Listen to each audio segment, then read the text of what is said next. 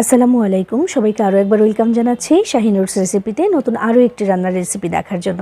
আজকে আমি খুবই সহজ এবং ভীষণ মজার একটা রান্নার রেসিপি আপনাদের সাথে শেয়ার করব। সেটি হচ্ছে শুটকি আর বেগুন দিয়ে কলমি শাকের অসাধারণ একটা ভিন্ন রকম রান্নার রেসিপি। এই রান্নাটা কিন্তু খুবই সহজ, খুব তাড়াতাড়ি হয়েও যায়, তবে খেতে হয় ভীষণ মজাদার। এটা হলে কিন্তু গরম ভাতের সাথে আর কোনো কিছুরই প্রয়োজন নেই। আর যারা বিশেষ করে শুটকি খেতে পছন্দ করেন তাদের জন্য কিন্তু দারুণ একটা রেসিপি এটি। তো চলুন আজকের এই মজাদার রান্নাটা আমি কীভাবে করেছি সেটাই দেখে নেওয়া যাক। আর আপনি আমার ভিডিওতে একটা লাইক করে চ্যানেলটি সাবস্ক্রাইব করে পাশেই থাকবেন আশা করছি। আজকের রান্নার মূল উপকরণগুলো একটু দেখিয়ে দিচ্ছি। আমি এখানে নিয়েছি ছোট্ট একটা বেগুন আর এক আটি কলমি শাক, যে আটি বেঁধে যে বাজারে বিক্রি করা হয় সেরকম এক আটি নিয়েছি। আর এর সাথে নিয়েছি আমি ফাইসিয়া মাছের যে চাপা শুটকিটা সেটা, এটা নিয়েছি 5 থেকে 6টির মতো। সব কিছু ভালো মতো কেটে ধুয়ে পরিষ্কার করে সরাসরি রান্নায় চলে যাব। বিসমিল্লাহির রহমানির রহিম। চুলায় আমি একটা প্যানে দিয়ে দিলাম তেল 3 টেবিল চামচ পরিমাণে। তেলটা একটু গরম হয়ে এলে 1 টেবিল চামচ দিয়ে দিচ্ছি এখানে আমি রসুন কুচি, আর এখানে দিয়ে দিচ্ছি আধা কাপ পরিমাণে পেঁয়াজ কুচি। এবার পেঁয়াজ রসুনটা একসাথে একটু ভালো মতো ভেজে নিতে হবে লাল করে। আর ওই যে শুটকিটা, ওইটা কিন্তু আমি হালকা কুসুম গরম পানি দিয়ে ভালো করে পরিষ্কার করে ধুয়ে নিয়েছি। ভিজিয়ে রাখার দরকার নেই, মাছটা কিন্তু বা এই শুটকিটা কিন্তু একেবারেই পাতলা থাকে, তো এটা ভিজিয়ে রেখে দিলে কিন্তু ওই গরম পানির সাথেই সব চলে যাবে, একদম গলে যাবে। এই জন্য শুধু ধুয়ে নিয়েছি, ভিজিয়ে রেখে দেইনি। আর কথা বলতে বলতে দেখেন এদিকে আমার পেঁয়াজ রসুনটা ভাজা হয়ে গেছে। যেহেতু মশলা দেবো তাই এখানে একটু পানি দিয়ে দিচ্ছি, কিছুটা পানি দিলাম। এরপর 1 চা চামচ দিয়েছি এখানে লবণ, 1 চা চামচ হলুদের গুঁড়া, 1.5 চা চামচ দিয়ে দিচ্ছি লাল মরিচের গুঁড়া, আর দিচ্ছি এখানে 1 চা চামচ ধনিয়া গুঁড়া। আর এরপরে এটাকে ভালো মতো কষিয়ে নিতে হবে। মশলাটা একটু ভালো করে কষাবো। কষানোর এক পর্যায়ে আমি এখানে দিয়ে দিব এখন ধুয়ে রাখা শুটকি মাছটাকে আগেই দিয়ে দিচ্ছি যেন ভালো করে এটা মিশে যেতে পারে। আর দেওয়ার সাথে সাথে কিন্তু মাছটা গলে যাবে। দেখেন ভালো করে একদম সুন্দর করে ধুয়ে নিয়েছি। গায়ে যে আঁশ থাকে, ময়লা থাকে, সেগুলো ভালো করে যেন পরিষ্কার হয় খেয়াল রাখবেন, কারণ ধুলোবালি থাকে কিন্তু এই ধরনের শুটকিগুলোর সাথে। তো শুধু শুধু কিন্তু এটাকে বাঁশপাতা বলেনি, ফাইসা মাছ বলে, এটাকে বাঁশপাতা শুটকিও বলে। একেবারেই পাতলা, দেখেন খুবই পাতলা থাকে এটা। তো এটা আমি দিয়ে দিলাম। দিয়ে দেওয়ার সাথে সাথেই দেখেন গলে যেতে শুরু করে দিয়েছে। এই রান্নায় কিন্তু একটু আলুও ব্যবহার করব, তো আলুটাও আমি কেটে রেখেছি। তো একটা আলু আমি এখানে দেব, তবে আলুটা যেহেতু একটু শক্ত তাই আগে থেকে আলুটাকে কিন্তু এখানে দিয়ে একটু রান্না করে নিতে হবে। আর বেগুন, তারপর শাক, এগুলো কিন্তু তাড়াতাড়ি সেদ্ধ হয়ে যাবে, তবে এইটা কিন্তু একদম কচকচা থেকে যাবে যদি আগে থেকে না দিই। তাই এখনই দিয়ে দিলাম আমি এখানে একটা আলু, মিডিয়াম থেকে একটু বড় হবে আলুটা, এটাকে আমি কেটে রেখেছিলাম, দিয়ে দিলাম এখানে। এমন চিকন চিকন করে কেটেছি। বেগুনটাও এভাবেই কেটেছি আমি যেন তাড়াতাড়ি সেদ্ধ হয়ে যায়। তো আলুটা দিয়ে একটু কষিয়ে নিচ্ছি। আর এই ফাঁকে যেটা করব, মানে সামনে যে কয়টা পরে এই যে মাছের কাঁটা, বড় যে কাঁটাগুলো মাঝখানের, সেগুলো আমি তুলে তুলে ফেলবো একটা একটা করে। দেখেন এগুলো একটু ঝামেলা করে, তো এইগুলো থেকে কিন্তু মাছটা মানে শুটকিটা কিন্তু সরে গেছে, খুলে গেছে। তো শুধু শুধু কাঁটাটা রেখে কোনো লাভ নেই, তো এই জন্য আমি এগুলোকে তুলে ফেলছি। আর এখন এই আলুটাকে সেদ্ধ করার জন্য এখানে সামান্য একটু পানি দিতে হবে। তো একটুখানি পানি দেবো আমি এখানে।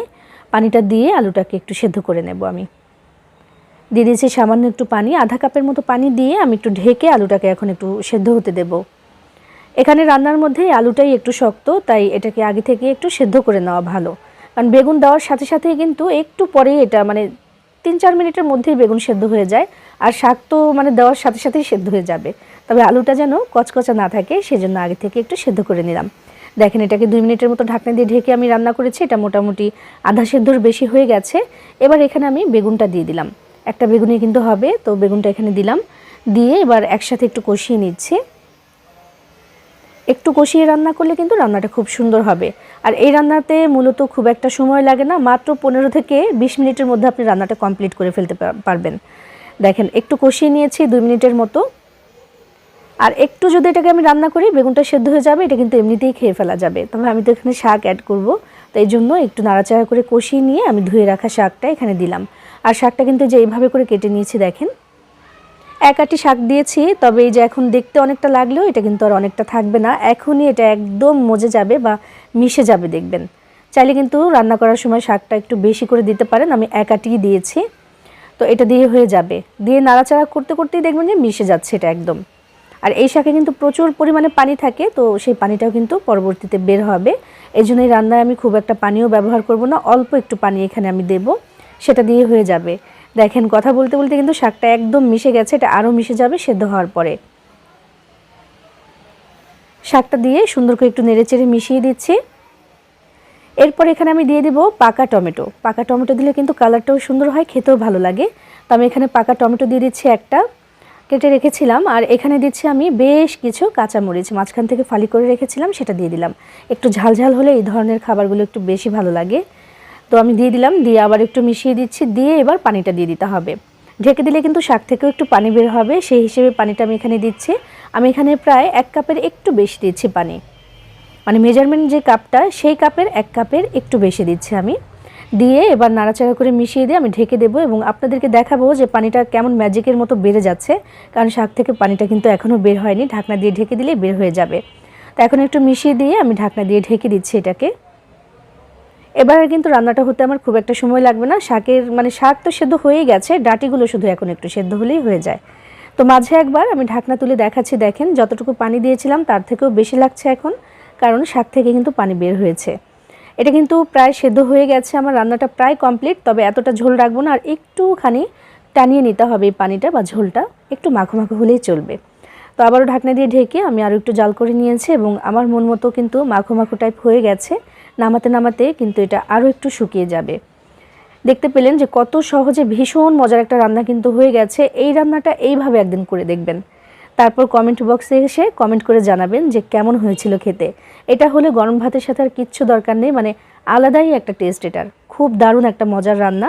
আমি চুলাটা বন্ধ করে দিলাম এবং আমার তৈরি করে নেওয়া হয়ে গেল শুটকি আর বেগুন দিয়ে কলমি শাকের অসাধারণ একটা রেসিপি। এভাবে রান্না করে না খেয়ে থাকলে একদিন একটু করে দেখবেন, ভালো লাগবে ইনশাআল্লাহ। সবাই ভালো থাকবেন, সবার জন্য সবাই দোয়া করবেন। আল্লাহ হাফেজ।